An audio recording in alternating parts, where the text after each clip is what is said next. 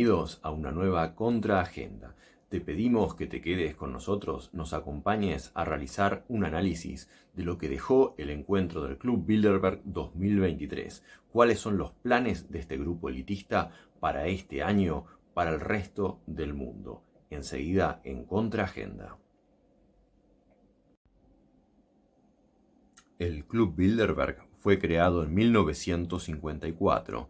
Entre sus fundadores estuvieron el príncipe Bernardo de Holanda, el lobista Joseph Ratzinger, agente del servicio de inteligencia británico MI6, y el magnate petrolero y banquero David Rockefeller, quien asistió año tras año hasta poco antes de su muerte en 2017, a los 101 años.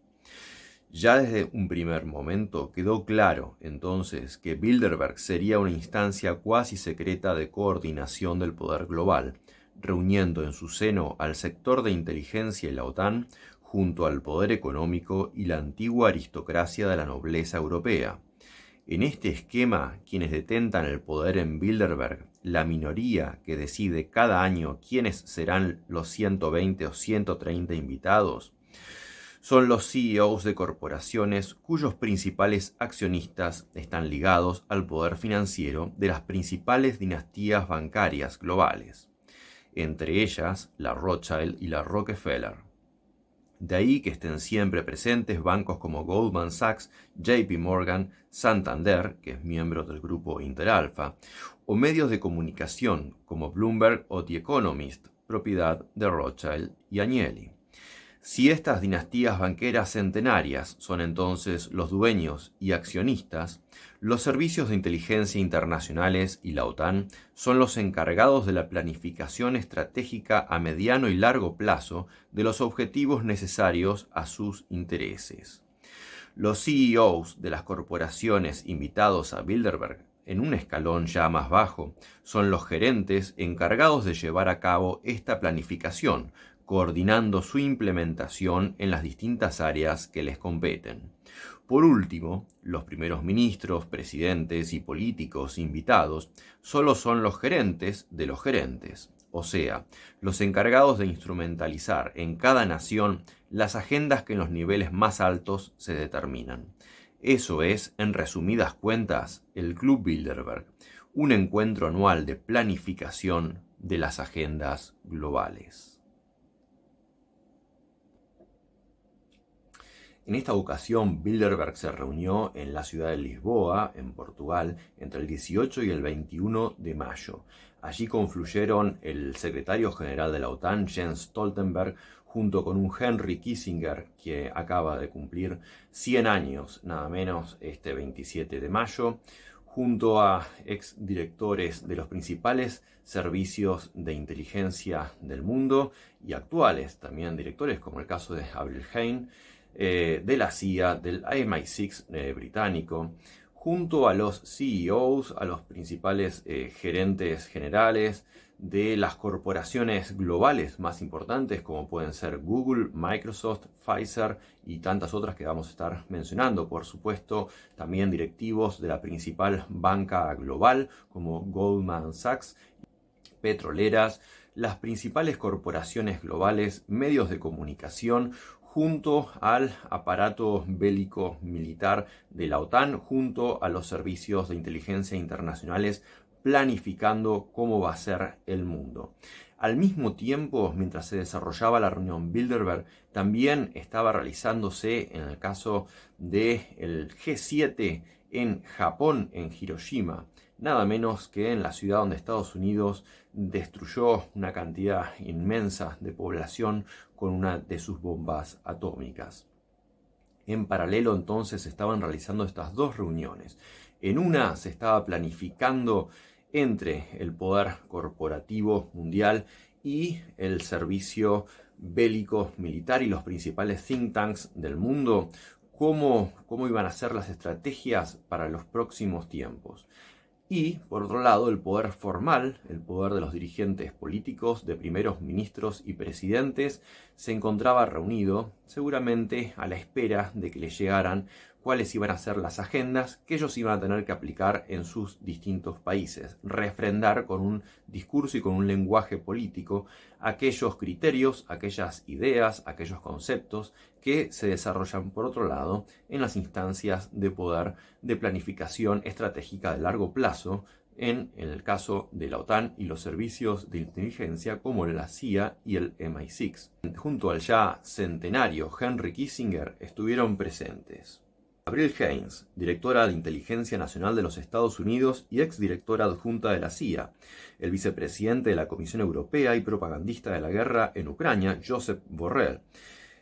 Por otro lado, Christopher Cavoli, comandante supremo aliado en Europa de la OTAN, John Sawyers, exdirector del MI6 británico, Bernard Emy, director del Servicio de Inteligencia de Francia, DGSE, Jeremy Fleming, exdirector del Servicio de Inteligencia del Reino Unido, primeros ministros europeos como Mark Rutte de Holanda, Sanna Marin de Finlandia, Mette Frederiksen de Dinamarca, la viceprimera ministra de Canadá, Chrystia Freeland, el férreo opositor ruso y ex campeón mundial de ajedrez, Garry Kasparov, el ministro de Relaciones Exteriores de Ucrania, Dmytro Kuleba, el CEO de Microsoft, Satya Nadella, el CEO de OpenAI, desarrolladora de ChatGPT, Sam Altman, el ex CEO e histórico ejecutivo de Google Alphabet, Eric Schmidt, el presidente y CEO de Pfizer, Albert Bourla, el presidente de la Junta de Deutsche Bank, Paul Achleitner, el presidente de Goldman Sachs International, José Manuel Barroso,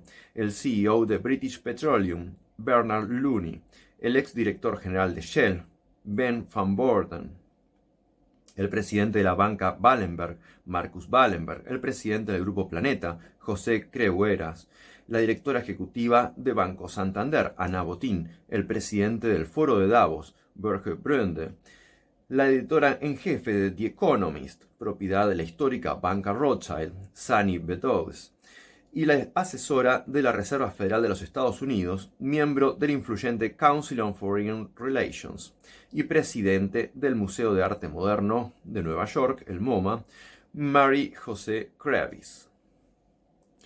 Hasta acá, quienes fueron los más destacados, los más insignes, los más conocidos. Junto a otros, en total son 130 invitados los que participaron de Bilderberg. ¿Cuáles fueron los temas que se trataron? Vamos a verlos. Las comisiones de análisis de la edición 2023 de Bilderberg se dividieron en inteligencia artificial, sistema bancario, China, transición energética, Europa, desafíos fiscales, India, política industrial y comercial, OTAN, Rusia, amenazas transnacionales, Ucrania y liderazgo de Estados Unidos. Bueno, muchos en base a esto supusieron que la inteligencia artificial era el tema principal de este encuentro. Sin embargo, el hecho de que aparezca mencionado primero como tópico, como tema a analizar, no significa que sea el tema de mayor relevancia. Simplemente está especificado de esa manera por una cuestión de orden alfabético en el listado que difunde la Fundación Bilderberg. El tema que podemos realmente considerar como el más relevante ha sido el enfrentamiento militar entre la OTAN y Rusia en Ucrania. Y esto es muy fácil de deducir porque buena parte de los temas, buena parte de los tópicos que se han considerado tienen que ver y están estrechamente relacionados con el conflicto bélico que tiene que ver con la disputa de cómo se va a reorganizar el mundo, si en un orden mundial de tipo unipolar, como pretenden las élites ligadas a Bilderberg, globalistas, o a un orden de tipo multipolar, como pretenden a su vez las élites ligadas a Rusia, China, Turquía, Irán, etc.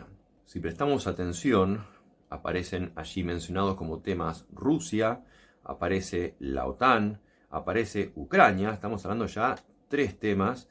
El liderazgo de Estados Unidos, que justamente se ve hackeado por lo que es la estrategia de Rusia de ir reemplazando el dólar como divisa internacional junto a China a través del sistema de comercio internacional a través de monedas nacionales o el uso del yuan. Pero si seguimos estudiando, aparece también como tema China, Aparece India, que se ha plegado a esta estrategia de Rusia, a utilizar monedas nacionales, por ejemplo con Sri Lanka, comprando, por ejemplo, petróleo a la propia Rusia, evadiendo las sanciones de Occidente y haciendo un juego propio. Aparece Europa, que termina siendo un furgón de cola de los Estados Unidos, un lamentable perrito faldero, se podría decir, de los Estados Unidos, para aplicar las sanciones a Rusia, para vender armamento, para apoyar con logística y con finanzas a Ucrania, a pesar de haber sido sometida por parte de Estados Unidos a algo que ha trastocado su economía. Por ejemplo, a partir de la destrucción del gasoducto Nord Stream 2, donde Estados Unidos se dio el gusto de destruir el gasoducto que venía de Rusia a Alemania, bajo mar, y de ese modo quitándole lo que era lo que favorecía la industria alemana, que eran los bajos costos de su energía, uno de los principales costos de cualquier industria, reemplazándolo por el alto costo del gas licuado que le vende ahora Estados Unidos a Alemania. De esta manera se está prácticamente desarticulando gradualmente y en el tiempo lo que fue el motor de la economía de la Unión Europea. ¿Sí? De esta manera terminan estos vasallos norteamericanos siendo arrastrados a una economía de segundo nivel, fuera de la competencia con Estados Unidos, y esto a su vez le va a permitir a China también poder expandirse en estos mercados que por ahora están bloqueados para Rusia, pero que van a ir siendo básicamente desintegrados, ¿sí? El futuro de Europa de esta manera es bastante sombrío, porque termina perdiendo lo que fue su principal espada en la competitividad económica, mientras que Estados Unidos se ve favorecido, ¿no? Desde ya. Por otro lado, la transición energética que menciona, que hace por supuesto alusión a todo lo que tiene que ver con el cambio climático, va en el mismo sentido, concurre en el mismo sentido. Fíjense que los países que son fuertes a nivel del petróleo son precisamente los que están siendo atacados por este diseño del mundo que está realizando la OTAN. O sea, precisamente Rusia, China, que depende a su vez del petróleo, tanto del Medio Oriente como de Rusia, los países de Medio Oriente que justamente viendo hacia dónde impulsa al mundo Estados Unidos, se comienzan a dar vuelta y empiezan a aliarse a China, incluso con antiguos enemigos como Arabia Saudita e Irán, llegando a un acuerdo con la mediación china.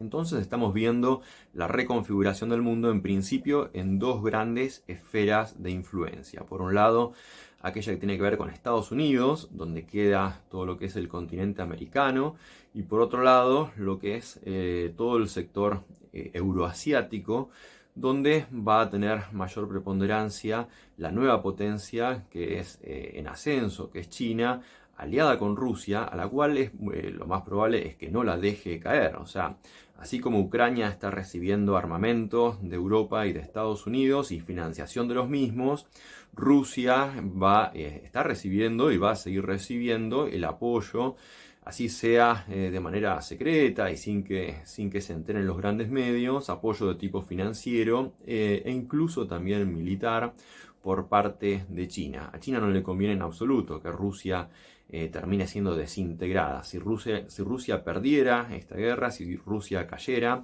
el plan de Estados Unidos es muy claro, ¿no? Consiste en fragmentar a Rusia entre 20 y 30 pequeños estados de tipo étnicos, aprovechando la multiplicidad étnica que conforma su territorio.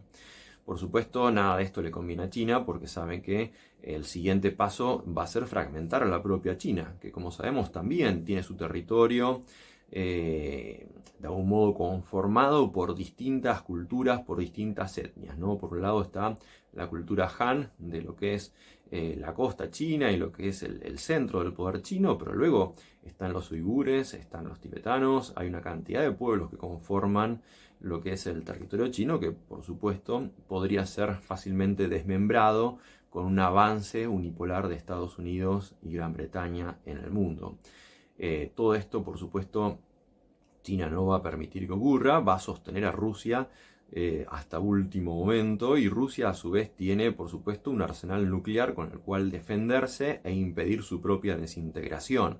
Recordemos que aun si Putin fuera asesinado o aun si Putin cayera, hay una cantidad de sectores nacionalistas dentro de Rusia que podrían, desde las Fuerzas Armadas, desde los propios servicios de inteligencia y servicios de defensa rusos, tomar las riendas del poder y, por lo tanto, acelerar una confrontación bélica aún mayor.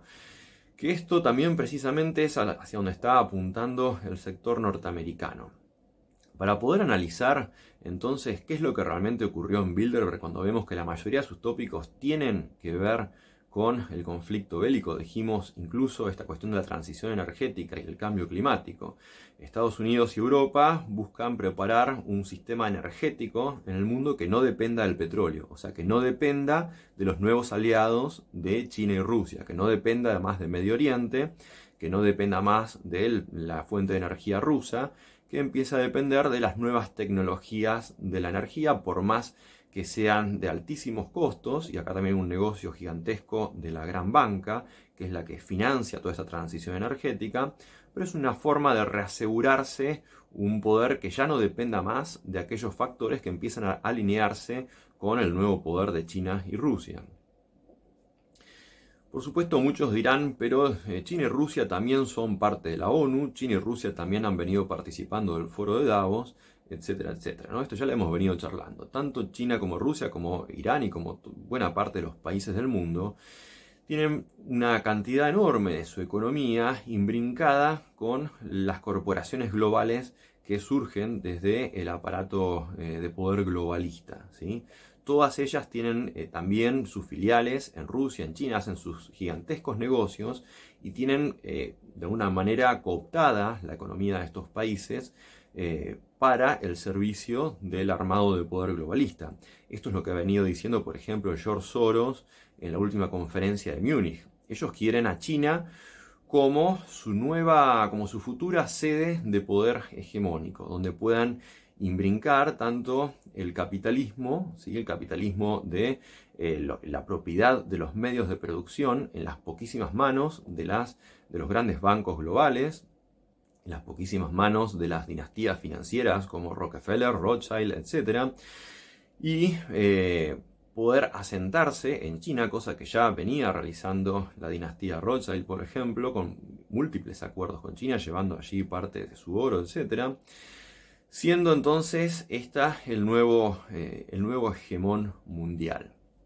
¿Qué es lo que ocurre? También en estos países, como en todos, hay sectores nacionalistas que se oponen a ser meramente subordinados, que pretenden negociar desde una situación de mayor fortaleza, permitir que se asienten en sus países estos grandes capitales, pero por ejemplo en sociedad con empresas nacionales o en sociedad con empresas estatales, reduciendo su margen de acción. Esto es lo que ha estado haciendo Putin en Rusia y por eso ha pasado de ser un invitado a Davos a ser el más odiado de Davos. Por eso mismo también ha venido haciendo Xi Jinping. Por eso la China de Xi Jinping ha sido de la más elogiada por el foro de Davos a empezar a ser criticada, por ejemplo, por George Soros. Esto es lo que permite entender. No todo es blanco o negro. Hay matices, hay grises, hay blancos y negros al mismo tiempo, funcionando en todos los países. En cada uno de nuestros países ocurre esto porque hay simplemente intereses distintos, como a veces los hay hasta en las mismas familias dinásticas, que disputan territorios, que disputan negocios y que terminan muchas veces destruyendo unas a otras simplemente por quedarse con negocios. Esto ocurre también entre los grandes bancos. Hay bancos que han conducido a la quiebra a otros para poder apoderárselos. O sea, que funcionen dentro de un mismo país o que funcionen dentro de una misma esfera o un mismo armado de poder no quiere decir que sea todo lo mismo. También tienen disputas dentro de las propias élites globales. Esto es importante considerarlo y tenerlo en cuenta para comprender qué es lo que está ocurriendo hoy en el mundo y por qué se da esta confrontación. Fíjense que al mismo tiempo Está pronosticado para el 2024, elecciones presidenciales en Estados Unidos, en todas las encuestas, a Trump como uno de los favoritos dentro del sector republicano para poder volver a la presidencia.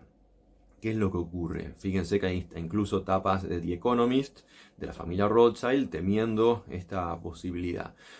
¿Por qué? Porque justamente Trump representa al capital petrolero norteamericano y al capital industrial norteamericano que no quiere que justamente se avance en el sentido que pretende el grupo globalista ligado a Biden, a los Clinton, a los Rothschild, etc., con, por ejemplo, toda la agenda del cambio climático. Por eso Trump sale del Acuerdo de París. ¿Sí? Esto es lo que permite entender y explicar todas estas acciones. Por eso Trump renegaba de la OTAN y buscaba quitarle presupuesto, por eso le quita presupuesto en su momento a la Organización Mundial de la Salud, a las Naciones Unidas, etcétera, etcétera. ¿Por qué? Porque ese capital industrial norteamericano que Trump representó justamente era perjudicado por esta otra agenda de los capitales corporativos, en muchos casos con origen norteamericano, en otros con origen británico, pero ya globalizados, que buscaban hacer de China su propia sede. Pero ¿qué es lo que encuentran?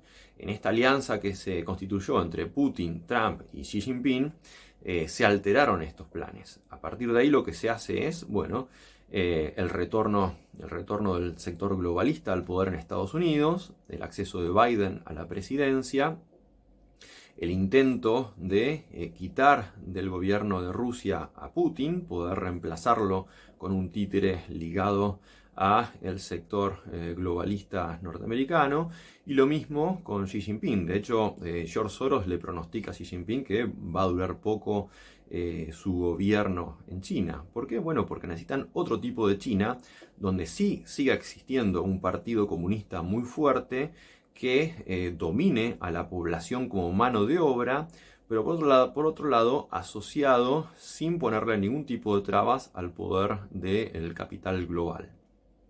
Este es el modelo que ellos pretenden, esta es la China y la Rusia que ellos quieren, pero no les está resultando en este momento fácil poder llevarla adelante, y por eso se enfrentan en Ucrania. Ucrania es simplemente una excusa, es el territorio de disputa en donde aparece todo el arco bélico de la OTAN contra Rusia, y detrás de Rusia la China de Xi Jinping.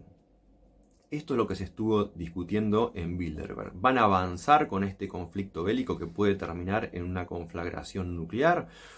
¿O van a terminar tirando la toalla con los medios dibujando algún tipo de acuerdo o pacto de paz? ¿Cómo saber qué fue lo que se terminó planificando en Bilderberg? Bueno, muy bien, lo que analizamos son los hechos, son los actos, son las consecuencias, son las decisiones que se terminan tomando. Y esto lo podemos ver en lo que fue el encuentro formal del G7 en Hiroshima, en Japón, que fue en los mismos días, no por casualidad, por supuesto que nada de esto es casual. Y allí lo que aparece es justamente una nueva vuelta de tuerca en el conflicto bélico, donde Estados Unidos se compromete frente a Zelensky, frente al presidente ucraniano, a entregarle mayor cantidad de armamento, a entregarle aviones F-16, y también los países europeos se comprometen a seguir financiando y entregando armamento a Ucrania, favoreciendo, por ejemplo, el entrenamiento de pilotos para estos aviones F-16, con lo cual la idea es continuar armando a Ucrania. Ahora, ¿cuál es el objetivo? No es ir directamente a un choque nuclear, escalar y escalar hasta un choque nuclear con Rusia en pocos meses, porque eso no le conviene absolutamente a nadie. O sea, se estaría yendo a una destrucción. Ya Medvedev, por ejemplo, en Rusia, y todos los grandes líderes rusos han dicho que de llegar a una etapa de esa naturaleza, lo primero que harían sería destruir nuclearmente a Londres y a Washington, con lo cual... y por otro lado, por supuesto, lloverían misiles nucleares contra Rusia también. Esto no le conviene absolutamente a nadie. Ahora, ¿cuál es la intención? Es ir incrementando paulatinamente, ir escalando paulatinamente el conflicto de manera gradual, de modo de mantener todo el tiempo la tensión militar, la tensión bélica. ¿A quién le conviene esto? A Joe Biden, que se acaba de anunciar que va a competir por un nuevo mandato en la presidencia. ¿Por qué? Porque la única forma, la única posibilidad que tendría Biden de poder continuar con un nuevo mandato es en medio de una guerra. Esta es la única manera, es la única forma que están encontrando. Ya han intentado detener a Donald Trump, le han armado una cantidad enorme de causas judiciales, de modo de evitar que el capitalismo industrial nacional o nacionalista dentro de Estados Unidos retome las riendas del país y quite a Estados Unidos del conflicto bélico, como ya lo ha anunciado infinidad de veces Donald Trump. Esto no lo hace bueno, por supuesto. A ninguno de nosotros nos interesa, ni somos amigos de ningún gobierno, ni de Donald Trump, ni de Vladimir Putin, ni de Xi Jinping. Nos parecen horrorosos en general buena parte de los líderes de todas las distintas naciones del mundo por hacia dónde han conducido a sus naciones y a este planeta. Por supuesto, algunos son más rescatables que otros.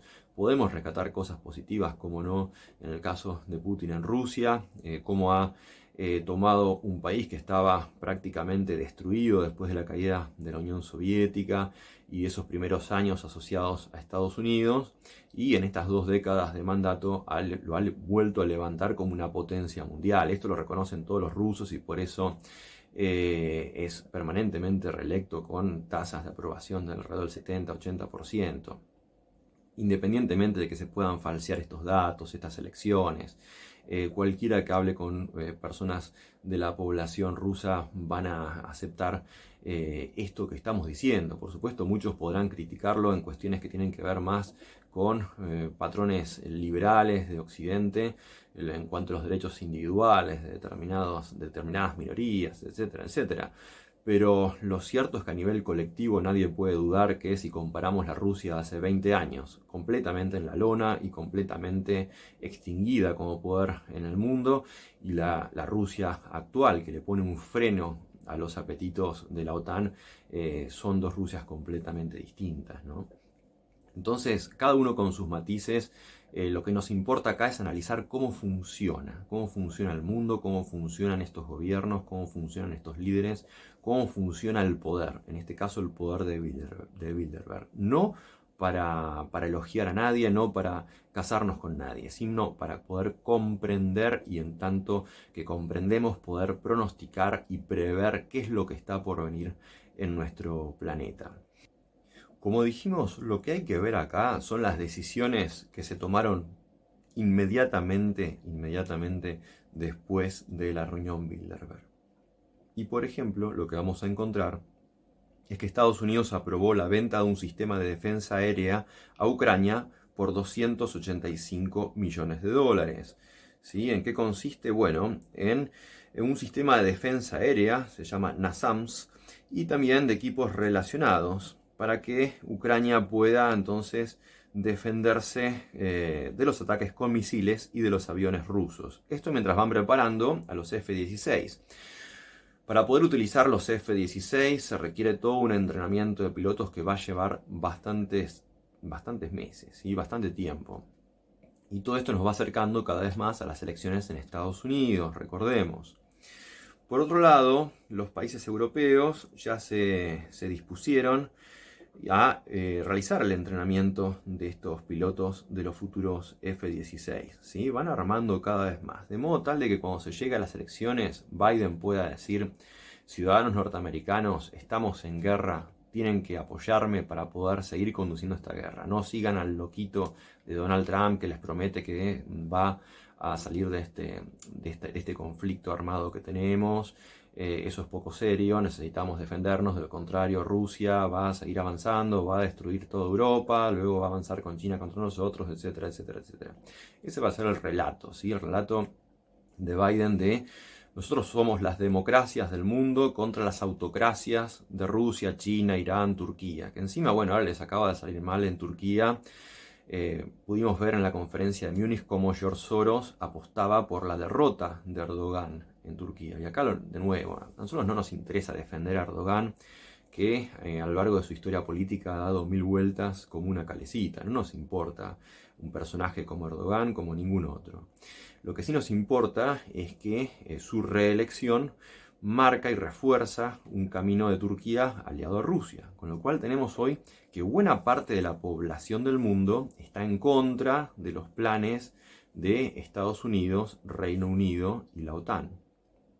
Si empezamos a sumar la población de China, la población de Rusia, la población de la India, la población de Irán, la población de Turquía, bueno, terminamos teniendo más de la mitad del planeta oponiéndose a estos designios de un mundo con un orden unipolar.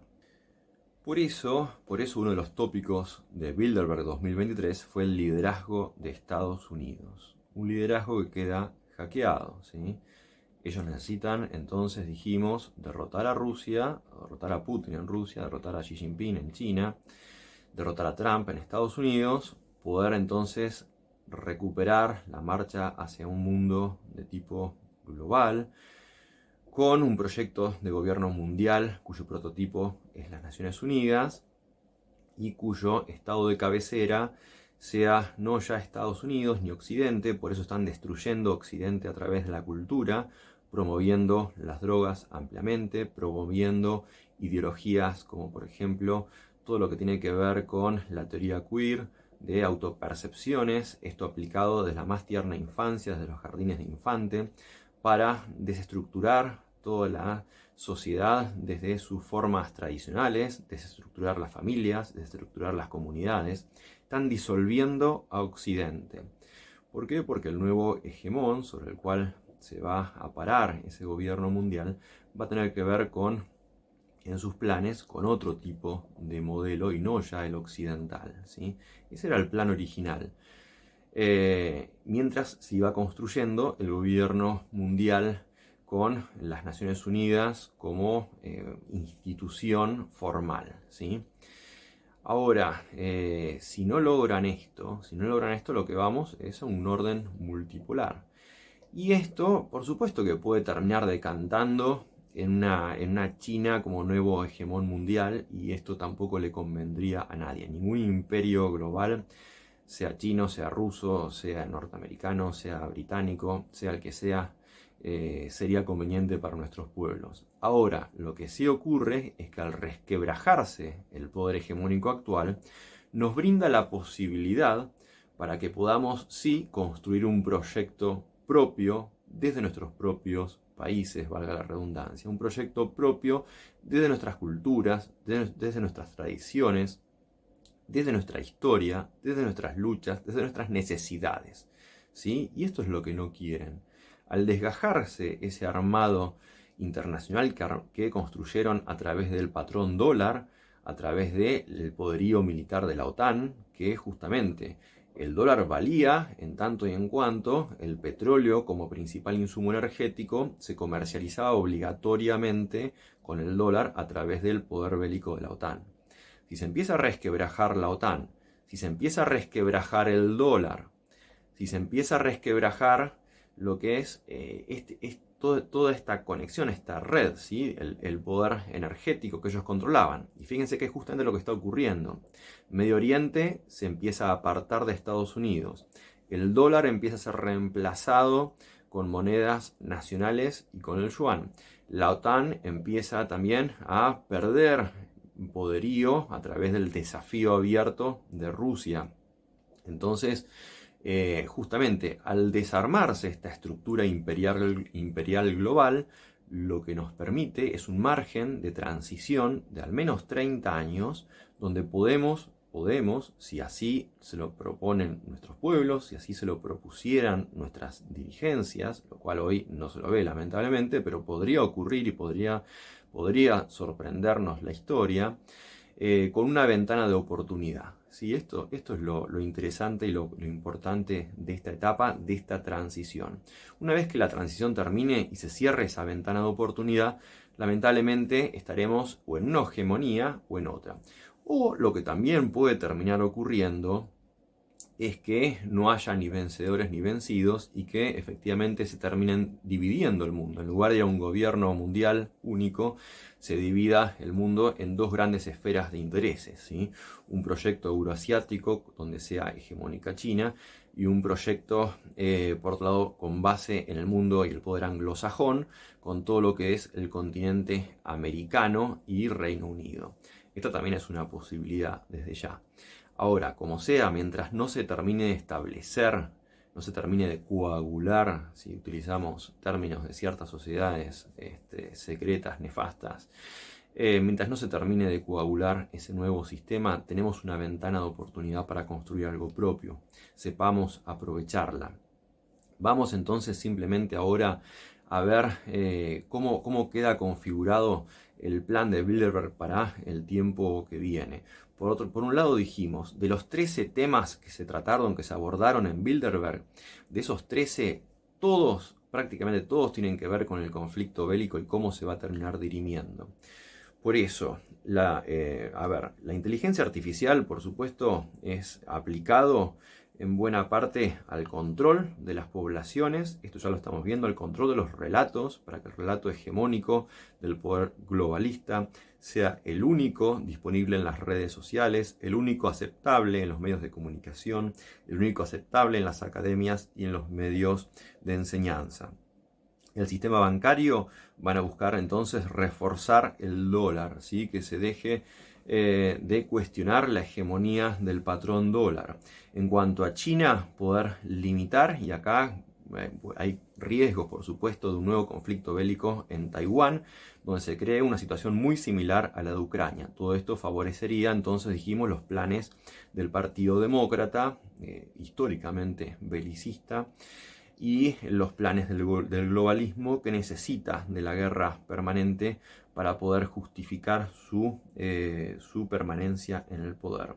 La transición energética tiene que ver entonces con reafirmar un nuevo sistema energético que destruya las economías de Rusia, de China, de Irán, de Medio Oriente. En cuanto a Europa, bueno, justamente reforzar este sistema de vasallaje que sufren los países europeos. Que Europa sea simplemente un conjunto de países de segunda categoría al servicio del poder anglosajón.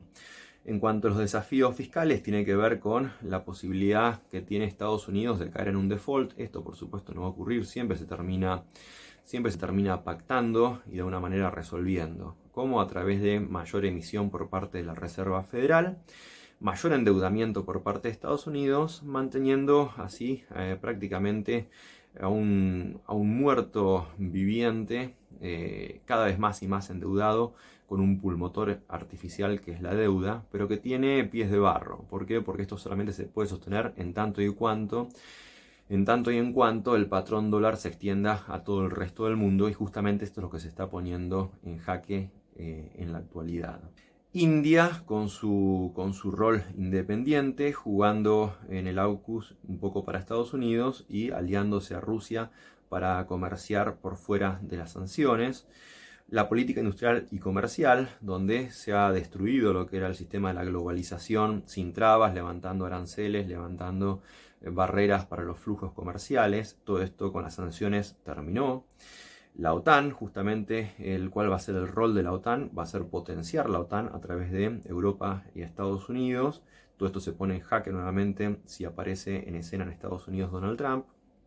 Rusia como la principal amenaza a todo este sistema. Por algo siempre vean que en Bilderberg jamás hay un invitado que sea favorable a Rusia.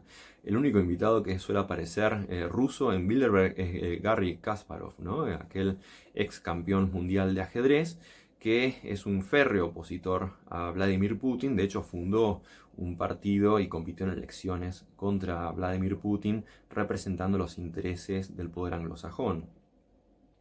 Amenazas transnacionales, tiene que ver justamente con toda esta revuelta de muchos países, incluso países asiáticos, africanos, que empiezan a aliarse con Rusia y con China contra el poder globalista. Ucrania, que es el territorio donde se da la conflagración, ¿sí? Es el lugar donde se enfrentan, es el ring donde se enfrentan todas estas fuerzas, todos estos poderes. No es nada más que eso. Y el liderazgo de Estados Unidos, por último, que es lo que se está poniendo en juego.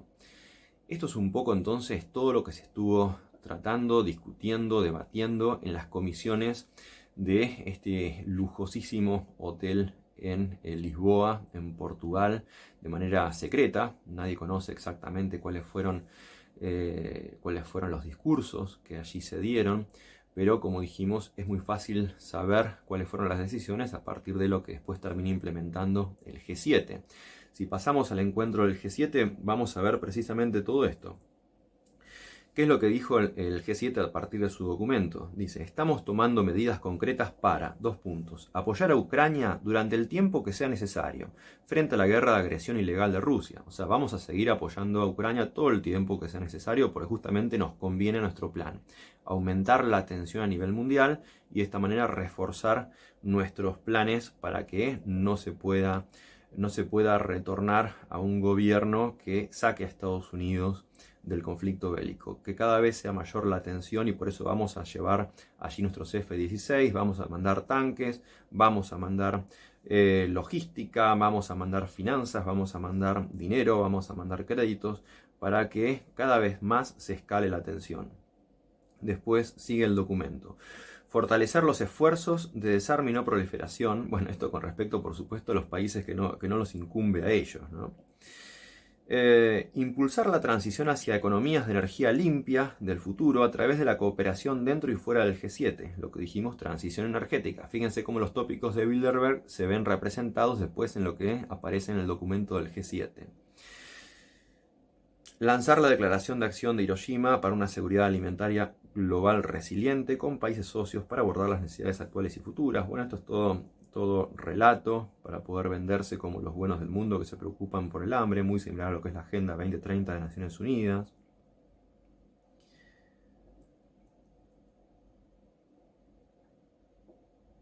Apoyar un Indo-Pacífico libre y abierto y oponerse a cualquier intento unilateral de cambiar el statu quo por la fuerza o la coerción. Por supuesto, esto está dirigido hacia China. ¿Sí? Limitar a China dentro de lo que es el Indo-Pacífico, que le llama, ¿no? Acelerar el logro de los Objetivos de Desarrollo Sostenible, los ODS, de la Agenda 2030, reconociendo que reducir la pobreza y abordar la crisis climática de la naturaleza van de la mano. Siempre los buenos deseos, reducir la pobreza, terminar con la contaminación en el mundo, ¿no? Pero en el fondo sabemos que los planes y los objetivos reales son muy distintos, ¿sí? Lo que quieren en realidad es terminar con los pobres, destruyendo a los pobres, eliminando a los pobres, ¿sí? Avanzando con las agendas de despoblación, las agendas antinatalistas, las agendas del descarte de ancianos, descarte de personas enfermas, todo lo que tenga que ver con sistemas de eutanasia. Están buscando propagarlo por todo el mundo. Ya hemos visto cómo esto está funcionando en Canadá, por ejemplo, pero en todo el mundo están intentando aplicar nueva legislación para que el Estado, en lugar de pagar pensiones, en lugar de pagar jubilaciones, se saque de encima a las personas mayores, y ni hablar, por supuesto, a las personas que están impedidas de trabajar o personas discapacitadas. Profundizar la cooperación a través de las asociaciones para la transición energética justa, el Club del Clima y los nuevos paquetes de país para bosques, naturaleza y clima. Esto ya lo analizamos en una contraagenda anterior. ¿Cuál es el proyecto del Foro de Davos y de Naciones Unidas para nuestros países? La total desindustrialización con la excusa ecologista y climática. ¿Sí? En un ecologismo radical, lo que intenta hacerse es que nuestros países se transformen la mayor cantidad de su territorio en reservas para justamente las élites globales, no para nuestros pueblos. Que ya no se pueda explotar más nada, ningún tipo de recurso natural para nosotros. Que no podamos desarrollarnos de ninguna manera, al contrario, tenemos que decrecer y decrecer y decrecer para terminar viviendo meramente del turismo, con puros paisajes naturales, sin ningún tipo de desarrollo industrial. Ese es el futuro que planean para todos nosotros. Por supuesto, con una población diezmada a partir de las nuevas agendas que repercuten principalmente en nuestras juventudes, con relaciones sexuales no reproductivas, que son las que se promocionan permanentemente a nuestros jóvenes en las escuelas, a través de las agendas educativas, a través de las agendas mediáticas, con series de televisión.